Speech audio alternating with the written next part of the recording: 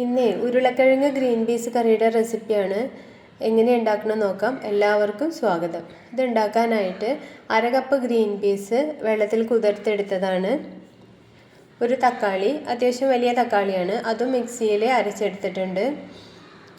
ഒരു വലിയ ഉരുളക്കിഴങ്ങ് കഷ്ണങ്ങളാക്കിയത്, ഇഞ്ചിയും വെളുത്തുള്ളിയും ചതച്ചെടുത്തത്, ഒരു സവാള വളരെ ചെറുതാക്കി അരിഞ്ഞെടുത്തിട്ടുണ്ട്, ഒരു പച്ചമുളകും.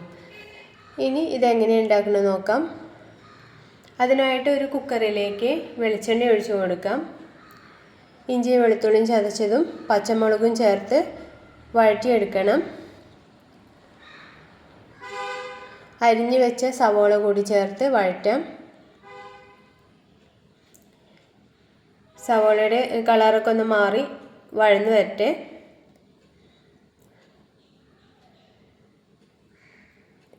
ഇതിലേക്ക് തക്കാളി ചേർത്ത് കൊടുക്കാം. തക്കാളിയുടെ വെള്ളമൊക്കെ വറ്റി എണ്ണ തെളിഞ്ഞു വരണം. എണ്ണയൊക്കെ തെളിഞ്ഞു വന്നിട്ടുണ്ട്. മസാലപ്പൊടി ചേർക്കാം. 1.5 ടേബിൾ സ്പൂൺ മീറ്റ് മസാലയാണ് ചേർത്തത്.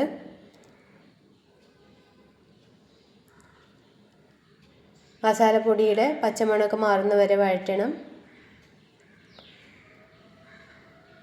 ഗ്രീൻ പീസും ഉരുളക്കിഴങ്ങും ചേർത്ത് നല്ലോണം മിക്സ് ചെയ്യാം.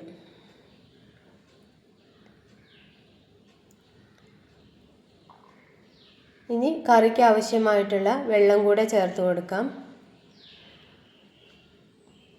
1.5 കപ്പ് വെള്ളമാണ് ചേർക്കുന്നത്.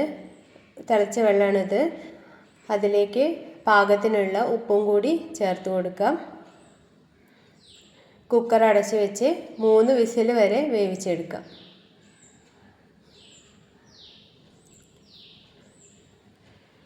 പ്രഷറൊക്കെ പോയി തുറന്ന് നോക്കുമ്പോൾ കറി നല്ല പെർഫെക്റ്റ് ആയിട്ട് വെന്തിട്ടുണ്ട്. വെള്ളമൊക്കെ കുറുകി വന്നിട്ടുണ്ട്.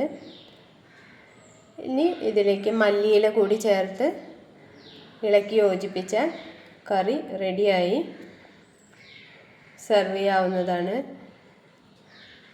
വീഡിയോ ഇഷ്ടപ്പെടുകയാണെങ്കിൽ ലൈക്ക് ചെയ്യണം, ഷെയർ ചെയ്യണം, സബ്സ്ക്രൈബ് ചെയ്യണം.